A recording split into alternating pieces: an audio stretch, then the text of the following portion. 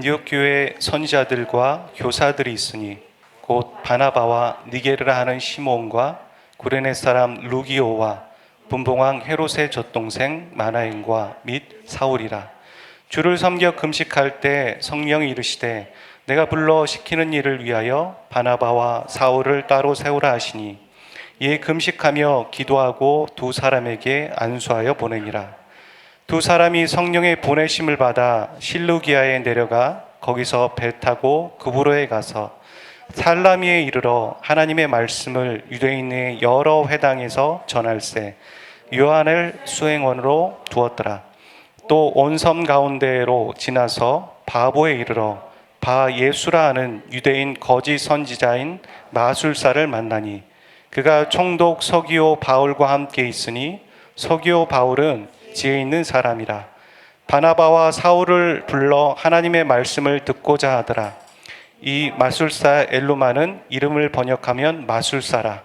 그들을 대적하여 총독으로 믿지 못하게 힘쓰니 바울이라고 하는 사울이 성령이 충만하여 그를 주목하고 이르되 모든 거짓과 악행이 가득한 자여 마귀의 자식이여 모든 의의 원수여 주의 바른 길을 굽게 하기를 그치지 아니하겠느냐.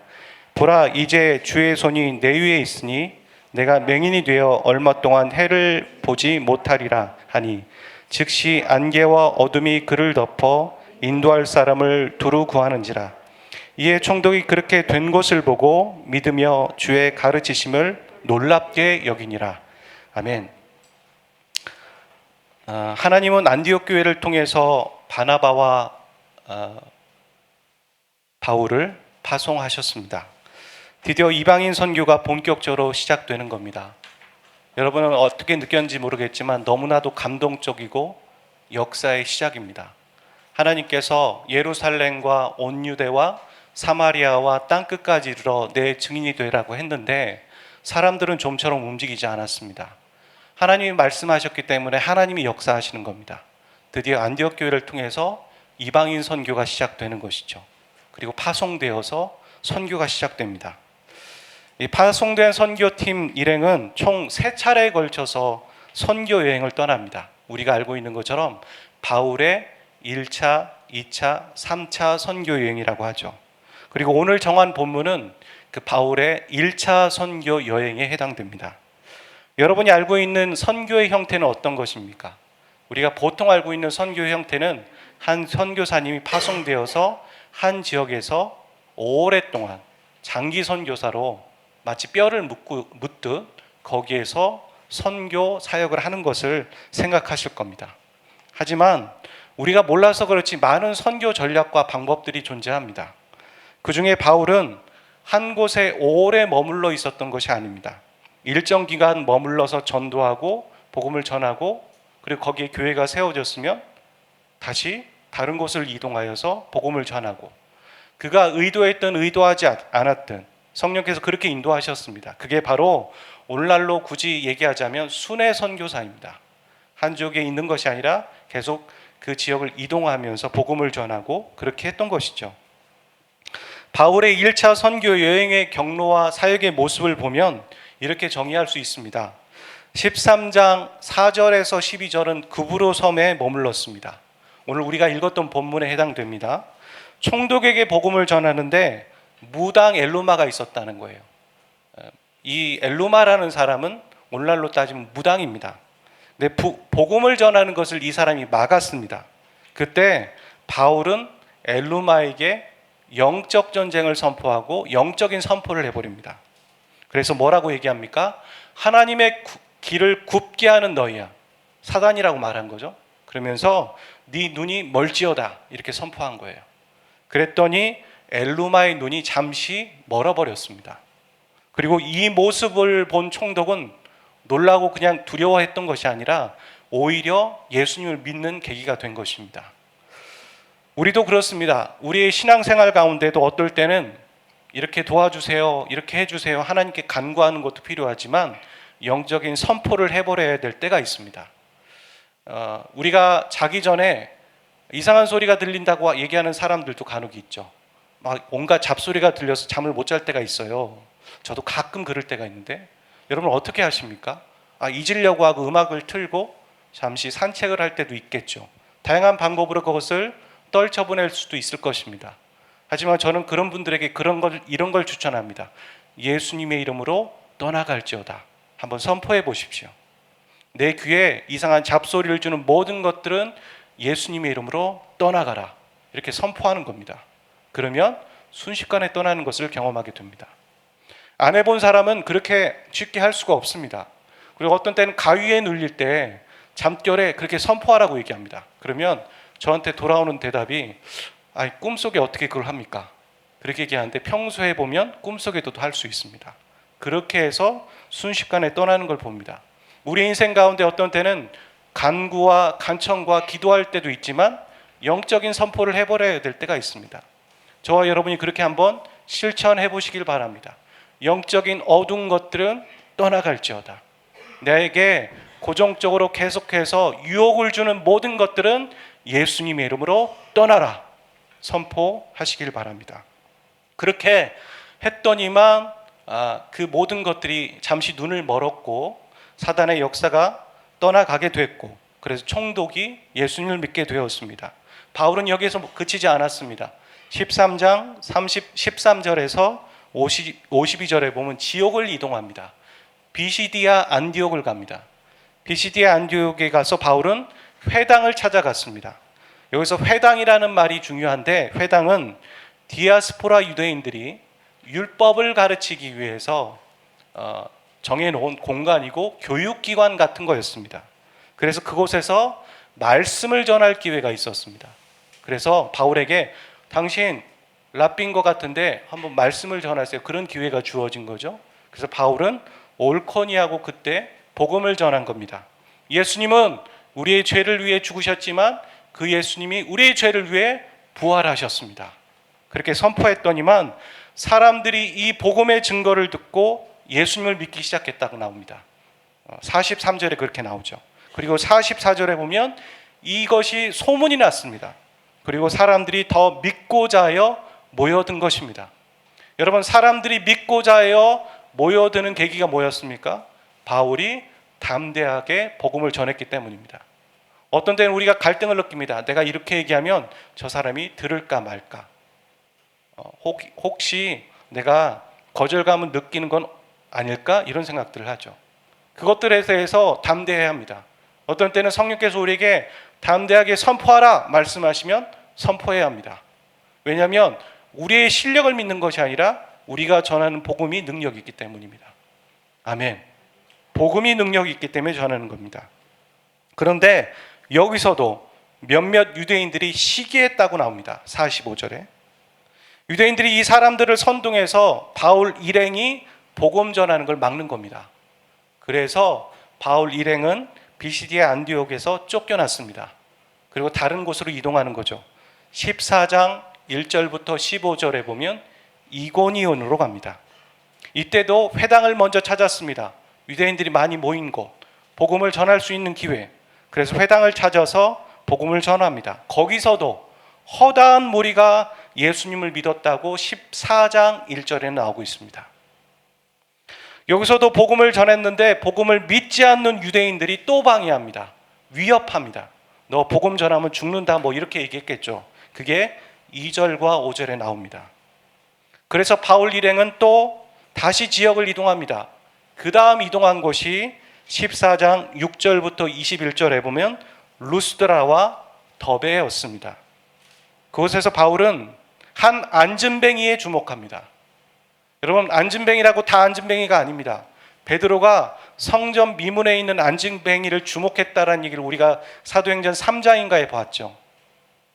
거기에 주목하다라는 말이 무슨 뜻이냐면 헬라어로 봤을 때 그 사람의 내면에 깊이 있는 것을 보았다라는 얘기예요. 그럼 그 당시에 성전에 얼마나 많은 안진뱅이와 가난한 사람들이 있었겠습니까? 근데 왜 그 안진뱅이였을까요? 베드로는 하나님의 눈에 그 안진뱅이를 주목하셨고 그 주목하고 계신 걸 베드로도 봤다라는 얘기입니다. 지금 바울도 그렇게 안진뱅이 한 사람을 주목합니다. 근데 그 안에 믿음이 있었다는 걸 발견하게 된 거예요. 이게 중요한 겁니다. 그 안에 믿음이 있음을 보고 그에게 선포하여서 치유를 선포했더니 치유가 일어났다는 거예요. 그게 9절, 10절이죠. 우리도 그렇습니다. 우리가 어떤 사람에게 다가가서 복음을 전할 때, 어떤 사람에게 선포할 때, 어떤 사람에게 치유의 선포를 할 때 그 안에 뭐가 중요합니까? 나를 친절하게 대하는 태도가 중요한 것이 아니라 그 안에 하나님에 대한 믿음이 있는지 보는 게 중요한 겁니다. 그게 중요한 겁니다. 그랬을 때 역사가 일어나는 거죠. 하나님은 우리의 어떤 것을 보는가? 우리의 배경을 보는가? 외모를 보는가? 친절한 태도를 보는가? 아닙니다. 하나님은 본인을 믿는 믿음을 보고 계십니다. 오늘 여기서 많은 사람들이 예배하고 영상으로 예배하지만 예배하고 있는 게 중요한 게 아닙니다. 이 자리에 오는 것도 중요하지만 이 자리에 앉아서 하나님을 바라보며 그분에 대한 믿음을 갖고 있는가? 그게 중요한 겁니다. 우리가 삶을 살아가는 것도 중요하지만 그 삶을 살아가면서 하나님에 대한 믿음을 갖고 있는가? 하나님 그것을 주목하고 계시다는 겁니다. 그래서 어떤 사람이 저한테 어제 어떤 분이 저한테 그런 얘기를 했습니다. 우리가 인생을 살아가면서 가장 중요한 게 뭐라고 생각하세요, 목사님? 그렇게 얘기를 하더라고요. 그래서 저는 1초의 망설임도 없이 믿음이 중요하다고 저는 생각합니다. 그렇게 말했습니다. 하나님에 대한 믿음. 그렇게 선포했을 때 치유의 기적이 일어났습니다. 치유의 기적이 일어나니 어떻겠습니까? 놀란 거죠. 이목이 집중됐겠죠. 근데 놀란 걸로 끝난 것이 아니라 사람들이 뭐라고 생각했냐면 되게 색다른 반응입니다. 신이 하늘에서 내려왔구나. 그 당시에 거기에 많은 우상을 섬기거나 종교성이 많은 사람들이 있었던 것 같습니다. 바울과 바나바를 신처럼 생각한 거예요. 신이라고 생각한 거죠. 그리고 경배하려고 했습니다. 그랬더니 사람들이 이렇게 경배하려고 하는 것을 바울과 바나바는 어렵게 만류를 했습니다. 아니다. 우리도 똑같은 사람들이다.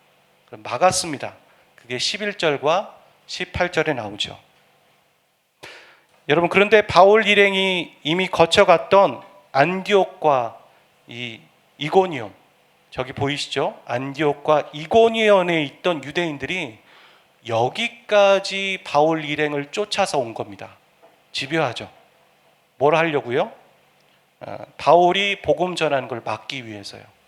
여기까지 와서 쫓아와서 이 루스드라와 더베에 있는 지역에 있는 사람들을 민심을 동요시켜서 결국에는 바울이 돌에 맞습니다.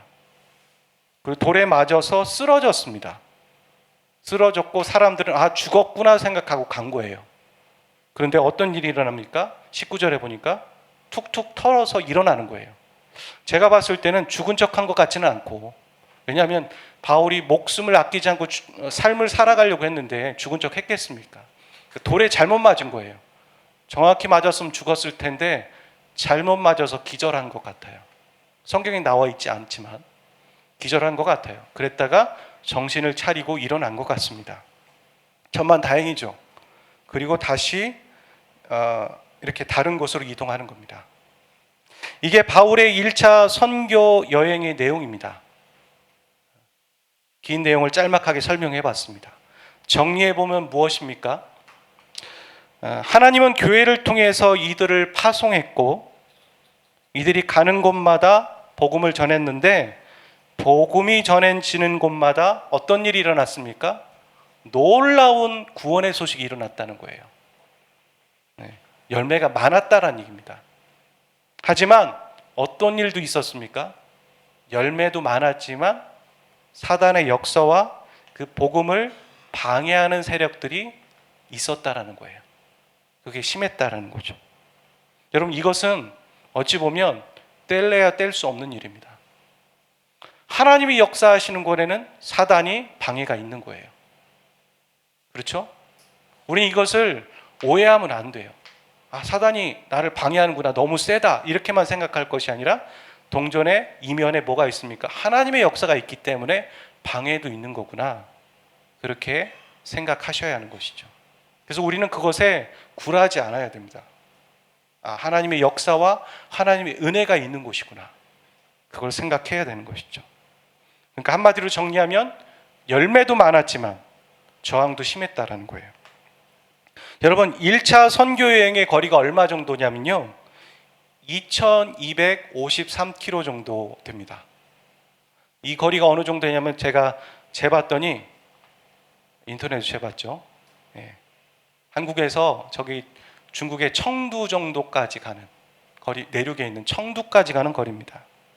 그리고 바울은 1차 선교행만 한 게 아니죠. 1차, 2차, 3차 그리고 로마까지 압송되는 거리까지 다 포함했을 때 그 거리가 저기 나와 있는 것처럼 21,565km 정도 됩니다.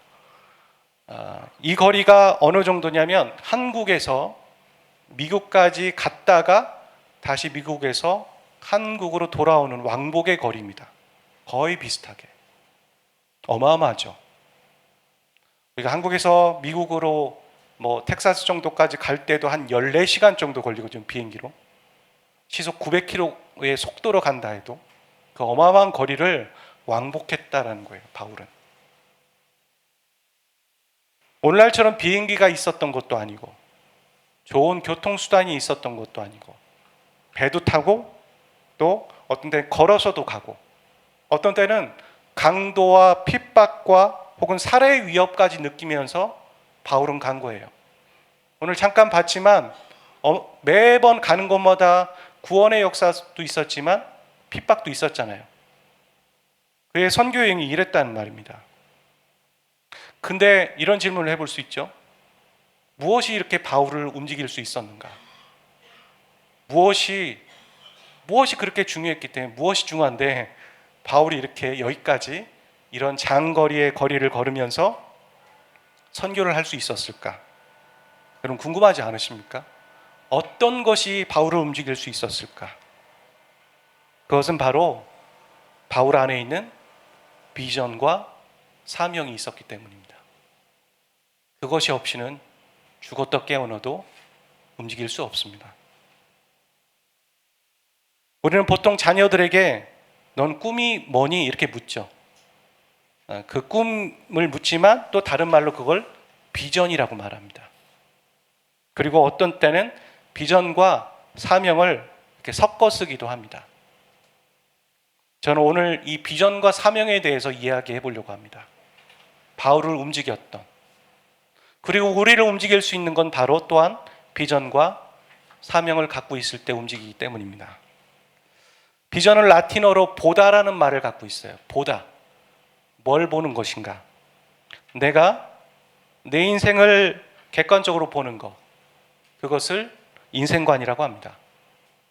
그리고 내가 세상을 바라보는 걸 뭐라고 하냐면 세계관이라고 합니다. 보는 거죠. 우리 각자는 예수 그리스도를 믿든 안 믿든 구원을 받았든 받지 않든 다 각자의 인생관이 있고 각자의 세계관이 있습니다. 그렇죠? 그런데 우리는 그리스도인이기 때문에 예수님을 만나면서 이 인생관과 세계관이 성경적으로 바뀌는 거예요. 주님이 나를 바라보시는 인생관, 주님이 저 세상을 바라보시는, 나를 통해 세상을 바라보시는 이 세계관이 바뀌는 거죠. 그래서 성경적인 인생관과 세계관을 합쳐서 성경적인 비전이라고 말하는 거죠. 비전. 이 성경적인 비전을 크게 세 가지로 말할 수 있습니다. 이사야 43장 21절 말씀 같이 읽어볼까요? 시작. 이 백성은 내가 나를 위하여 지었나니 나를 찬송하게 하려 함이라. 하나님을 찬송하는 거죠. 그 다음에 베드로전서 2장 9절 말씀입니다. 시작.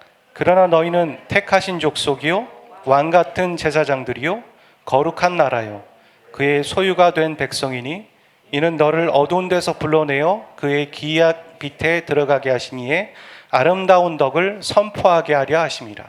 하나님을 선포하는 겁니다. 첫 번째는 하나님을 찬양하는 것이고 그 다음에 하나님을 선포하는 겁니다. 세 번째 고린도전서 10장 31절 읽겠습니다. 시작. 그런즉 너희가 먹든지 마시든지 무엇을 하든지 다 하나님의 영광을 위하여라. 하나님의 영광을 올려드리는 삶. 그래서 이것을 종합하면 뭐라고 얘기하냐면 하나님을 기쁘시게 하는 삶을 살아가는 겁니다. 우리 인생의 중요한 목적은 하나님을 기쁘시게 하는 삶을 살아내는 것입니다. 모두가 이런 목적을 가지고 살아야 합니다. 그리스도인이라면. 그리스도인이 되기 전에는 다른 사람을 기쁘시게 하거나 나를 기쁘시게 하는 삶을 살았을 것입니다. 하지만 우리가 그리스도인이 되었을 때, 나를 향한 하나님의 계획을 알게 되었을 때, 하나님이 창조주이고 구원자라는 걸 알게 되었을 때 우리는 그 비전이 바뀌는 거죠. 아, 하나님을 기쁘시게 하는 삶을 내가 살아가야 되는 거구나. 그렇게 되는 겁니다. 그리고 이 비전이 구체화된 것을 뭐라고 하냐면 사명이라고 하는 겁니다. 사명은 이 비전을 구체화한 것입니다. 하나님을 기쁘시게 하는 건 모든 그리스도인이 다 해야 합니다. 하지만 우리는 각각 삶의 환경이 다르고 배경이 다릅니다. 기질이 다르고 달란트가 다른 겁니다. 그래서 하나님이 각자에게 주신 인생의 과제가 다 다릅니다. 저는 목회자로 하나님을 기쁘시게 하는 삶을 살아내려고 하고 있습니다. 어떤 분은 빵을 구우면서, 빵을 팔면서 하나님을 기쁘시게 하는 삶을 삽니다. 어떤 분은 꽃을 팔면서 하나님을 기쁘시게 하는 삶을 살아갑니다. 그런데 사람들은 선교사가 되거나 신학교 가야지만 사명을 가진 거고 하나님을 기쁘시게 하는 삶을 살아갈 수 있다고 예전에는 생각했습니다. 그래서 너 사명자가 되려면 신학교 가야 돼. 직업을 그만둬야 돼. 이렇게 말한 때가 있었죠. 그렇지 않습니다. 그리고 사명은 자꾸 어떤 생각을 갖냐면 나중에 미래에 이렇게 될 거야. 자꾸 그렇게 생각합니다. 아닙니다. 앞으로 이렇게 살아가야 될 거가 아니라 바로 지금 살아내는 겁니다. 지금 이 순간 어떻게 하면 나를 부르신 그곳에서 어떻게 하면 하나님을 기쁘시게 하는 삶을 살아낼까? 그렇게 고민하고 그렇게 행동하고 적용하며 살아가게 되는 것이 사명입니다. 그리고 현재를 살아가다 보면 무엇을 만납니까? 미래를 만나는 거예요. 미래의 그 사명의 발전된 모습을 보게 되는 것이죠. 그러니까 현재가 없는데 미래의 사명이 있다? 그렇게 말할 수 없습니다. 우리가 알고 있는 찬양 중에 날 향한 계획, 그런 찬양이 있죠. 매일의 삶을 살다 보면 그곳에 날 향한 주님의 계획이 있다. 참 은혜로운 고백이라고 저는 생각해요. 과거의 후회, 미래에 대한 두려움, 그래서 현재를 놓쳐버리는 거죠. 그게 아니죠. 내일 일은 내일이 염려하게 해라. 그날의 염려는 그날로 족하다는 거죠. 하나님 오늘 우리에게 뭐라고 얘기하시는 거냐면 오늘을 의미 있게 살아야 미래가 주어진다는 거예요. 염려만 하면서 후회만 하면서 오늘을 살아내지 못하면 안 된다는 것이죠. 여러분, 미래라는 내일이 우리에게 보장된 사람이 여기 어디 있습니까? 하나님이 데려가시면 우리에게 그냥 순종하고 가는 겁니다. 미래는 없는 거예요. 그래서 오늘을 살아내야 되는 거죠. 소명이라는 말도 있죠. 소명, 여러분 아시죠? 비전, 우리가 지금 사명 얘기했죠. 소명.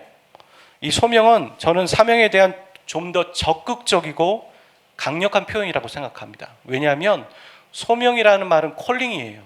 부른다는 거죠. 무엇을 부를까요? 목숨을 요구한다는 말이에요. 상당히 부담스럽죠, 여러분. 목숨을 요구하는 거예요. 하나님이 오늘 우리에게 돈을 요구하십니까? 우리의 직장을 요구하시나요?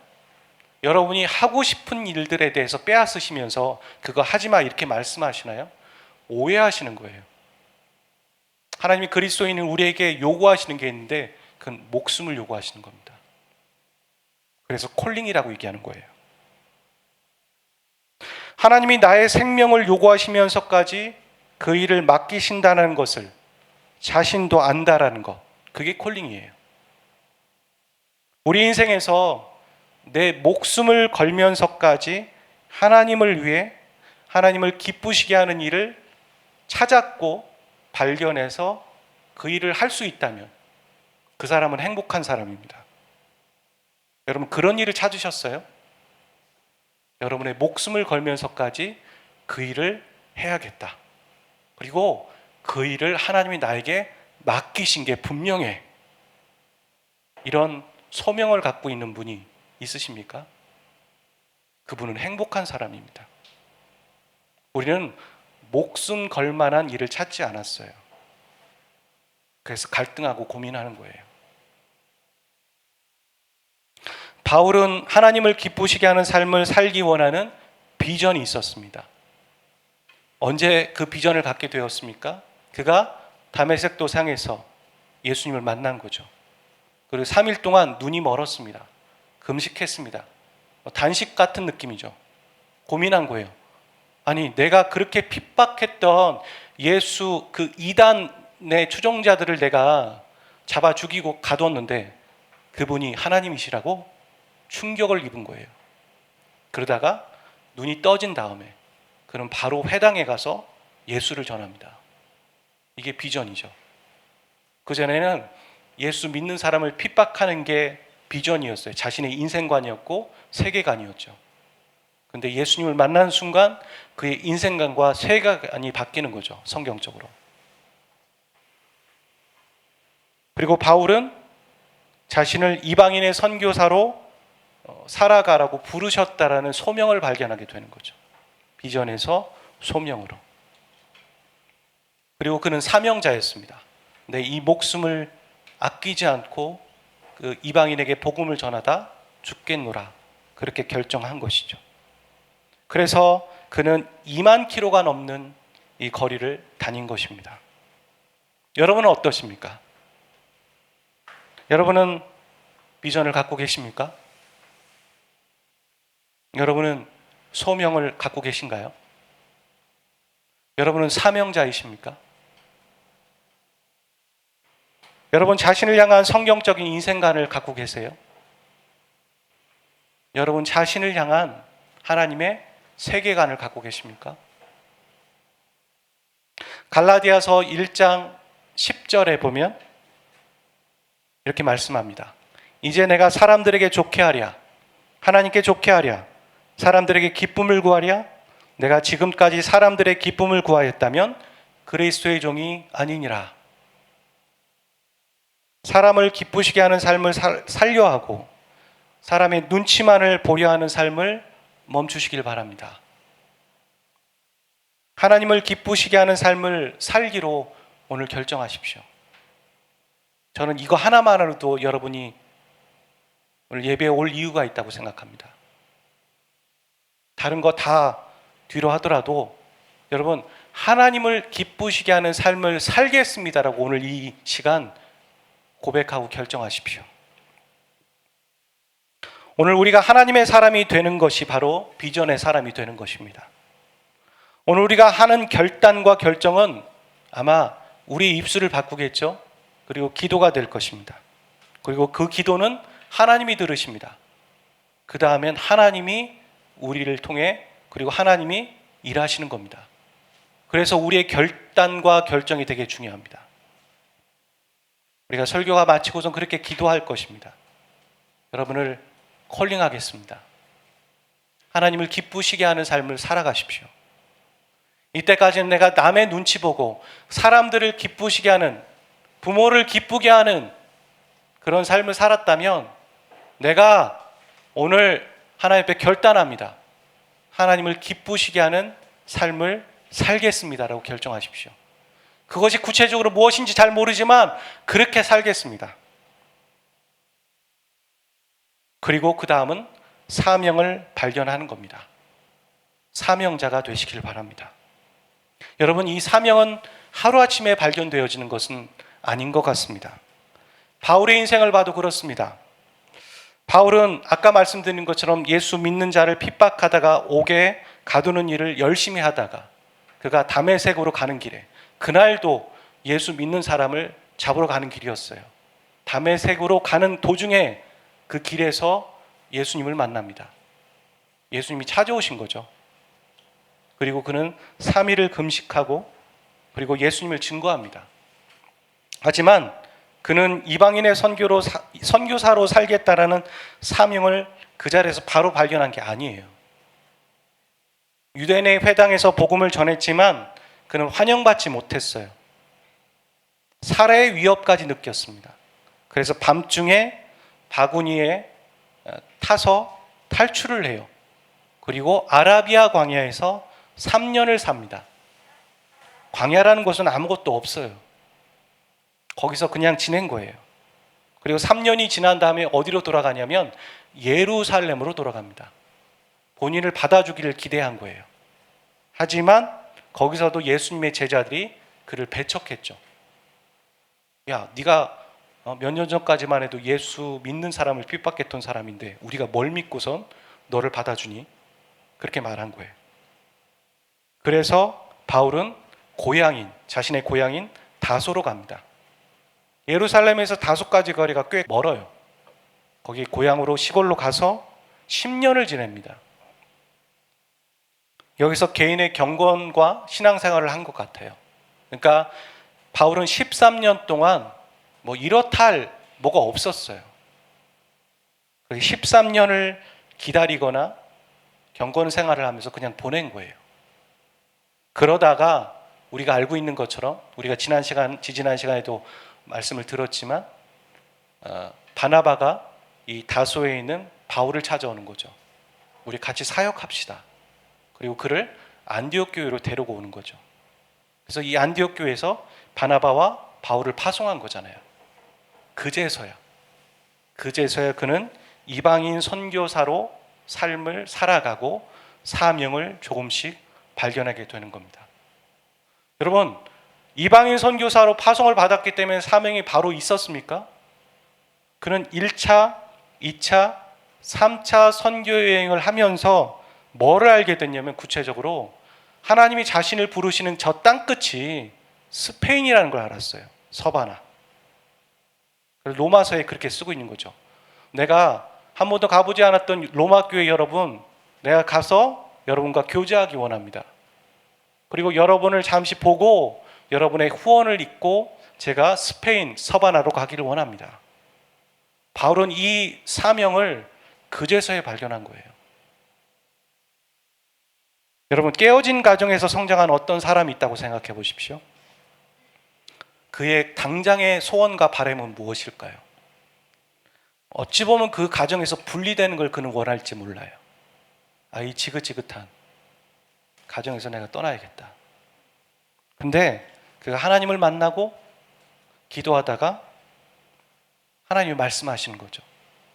내가 지금 이 가정을 탈출하는 게 먼저가 아니구나. 내 자신을 용서하고 내 주변인을 품고 이해하는 것이 먼저구나. 그리고 멈추는 거예요. 그리고 그가 주변인을 용서하고 기도하다 보니까 하나님이 또 다른 소망함을 주시는 거죠. 뭐냐면 나를 사랑해야겠구나. 그리고 내가 공부해야겠다. 왜요? 나처럼 이렇게 깨어진 가정에 있는 사람들을 도와야겠다. 그런 생각을 하고 공부를 합니다. 그렇게 살아가다 또 다른 소망함이 생기는 거예요. 나처럼 이렇게 깨어진 가정을 돕는 사람들을 키우는 교수가 되어야겠구나. 그런 생각들을 하는 거죠. 여러분, 그가 성장하면서 그가 하나님에 대한 관계가 확장되고 긴밀해지면서 그의 사명도 성장하고 발전해 가는 것입니다. 저는 몇 주 전에 금요예배를 드리면서 기도하는 가운데 제가 이 말씀을 2주 전부터 묵상한 부분이 있었거든요. 하나님이 저한테 그런 마음을 주셨어요. 뭐라고 했냐면 사명은 나와 함께 성장하는 거야. 사명은 그냥 갑자기 떨어지는 것이 아니라 그 사명의 작은 바람이 씨앗들이 나와 함께 교제하면서 성장하는 거예요. 사명은. 그렇게 말씀하셨어요. 이렇게 비전과 사명은 계속 변해가는 것 같지만 성장하는 겁니다. 어떤 친구가 예전에 이것을 하고 싶다라고 했는데 그가 오늘 바뀌었어요. 너 왜 이렇게 이랬다 저랬다 하니? 그렇게 말하지 마세요. 그가 성장한 거예요. 그래서 예전은 이게 좋았지만 성장하고 성숙해 가면서 이게 좋구나라는 생각들을 하게 되는 거죠. 하지만 거기서 끝나는 게 아니라 우리가 예수 그리스도를 진정으로 만날 때, 우리 창조주 하나님을 만날 때 우리에게 진정한 비전이 생기는 거고, 우리에게 정말 내 목숨을 아끼지도 않고 살아갈 만한 사명도 생기게 되는 것이죠. 여러분, 오늘 우리 주위에 있는 많은 사람들을 보세요. 어떻게 살아갑니까? 다른 사람들이 이렇게 살아가니까 나도 그렇게 살아가는 거야. 흉내내고 그냥 그렇게 살아가는 줄 알고 살아갑니다. 우리는 달라야죠. 그리스도인은 분명 성경적인 자신에 대한 인생관을 가져야 돼요.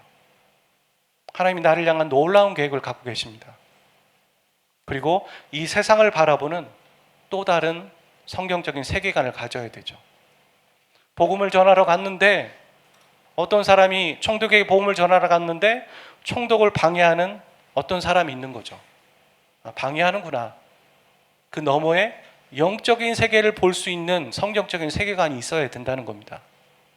그래서 바울은 적재적소에 그것을 선포해 버리는 것처럼 그렇게 비전을 갖지만 또한 하나님은 우리 각자를 부르신 목적이 있어요.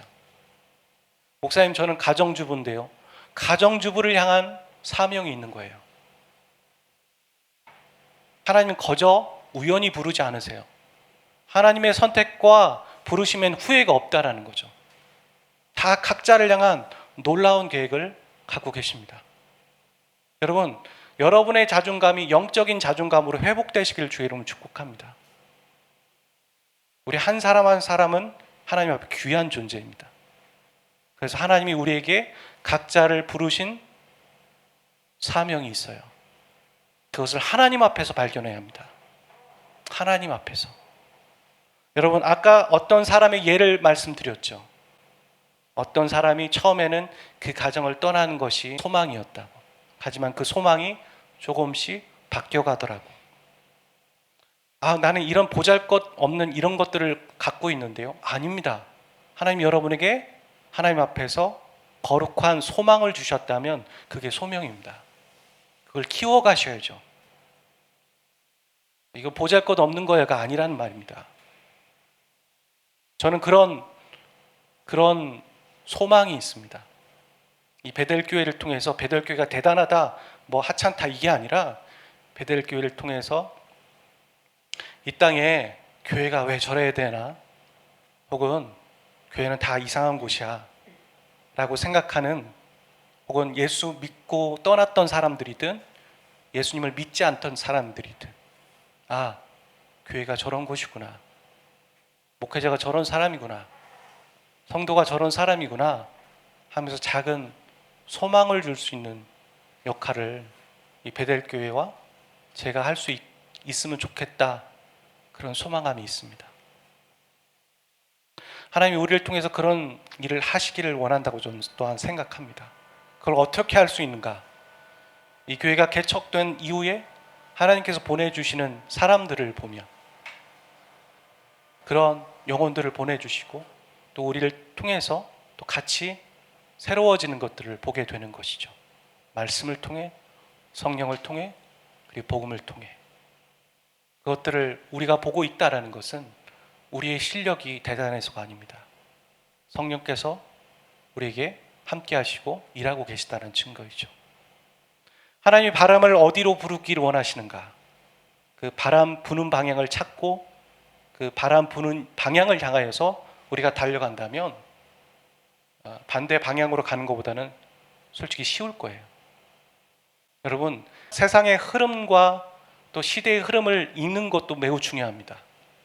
하지만 하나님이 지금 나를 향해 어떤 계획을 갖고 계시는가, 그걸 궁금해하시고 무엇보다도 여러분이 우선순위해야 될 건, 그것을 알기 전에 내가 하나님을 기쁘시게 하는 삶을 살겠노라.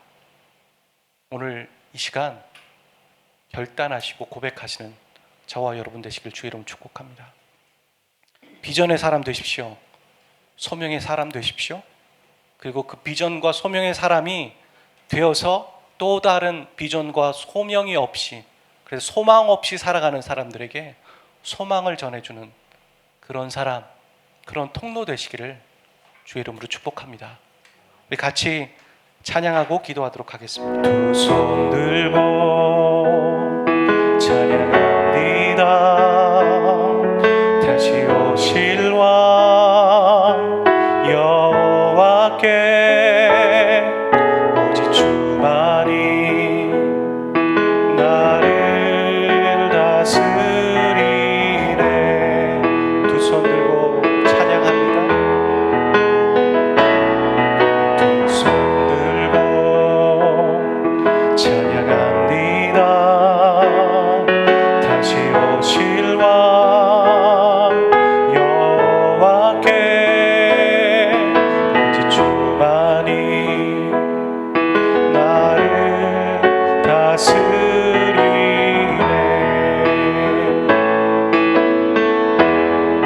나 주님만을 섬기리. 헛된 마음 버리고 성령이여 내 영혼 충만하게 하소서. 주님 앞에 내 생명 드리. 우리 손 들고 찬양합시다. 두 손 들고 두 손 눈을 감고 찬양합시다. 찬양합니다. 다시 오실 왕 여호와께 오직 주만이 나를 다스리네. 한 번 더요. 우리 마음을 고백합시다. 두 손 들고 찬양합니다. 두 손 들고 찬양합니다. 다시 오실 왕, 다시 오실 왕 여호와께 오직 주만이 나를 다스리네.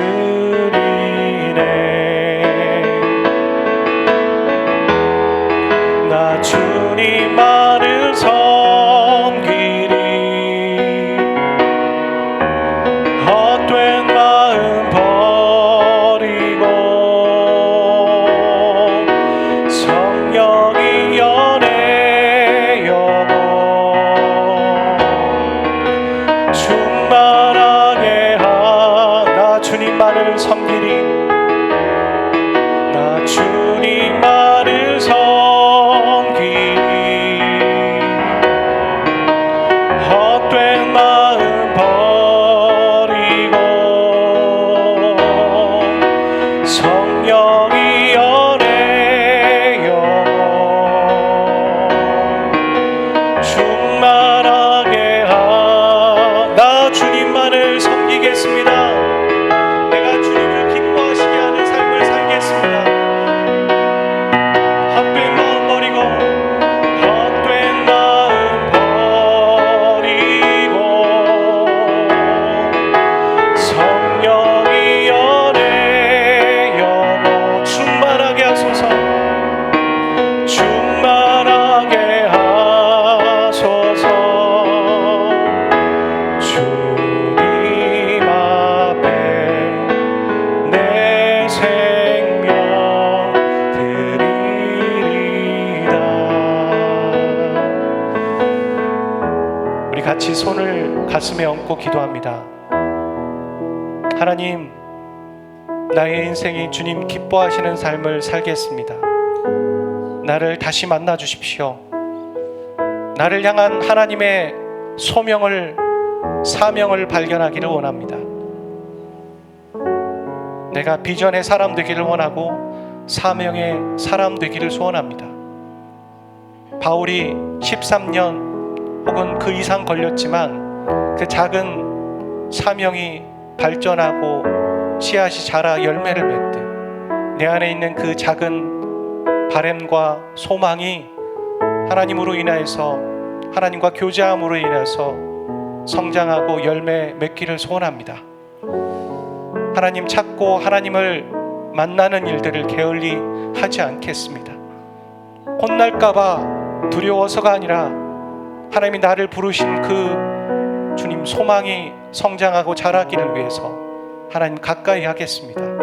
우리 그렇게 같이 우리 자신 올려드리며 함께 간절하게 우리 3, 4분 정도 뜨겁게 기도할 수 있기를 소원합니다. 기도하겠습니다.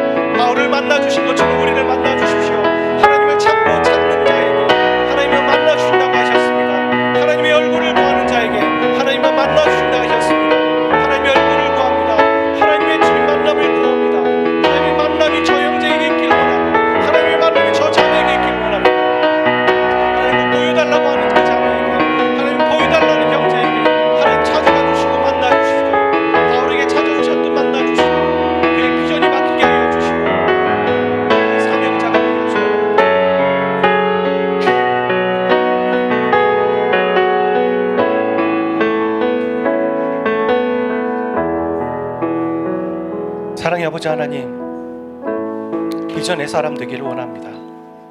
사명의 사람 되기를 원합니다. 소명의 사람 되기를 소원합니다. 나의 인생을 사용하여 주십시오. 하나님이 기뻐하시는, 하나님을 기쁘시게 하는 삶을 살기로 이 시간 결정합니다. 여기 있는 한 형제와 자매, 예배드리는 한 형제와 자매 그 10년 가운데 찾아가 주시고 만나 주시고 역사하시고 하나님의 나라의 확장을 위해 우리를 써 주시옵소서. 이 모든 말씀 우리 주 예수 그리스도의 이름으로 기도하였습니다. 아멘. 이제는 우리 주 예수 그리스도의 은혜와 아버지 하나님의 극진하신 사랑하심과 성령님의 교통하심이 비전의 사람, 소명의 사람 그렇게 되기로 결정하는 모든 예배자들 그 심령 위에 이제부터 영원까지 항상 함께 하시기를 간절히 축원하옵나이다. 아멘.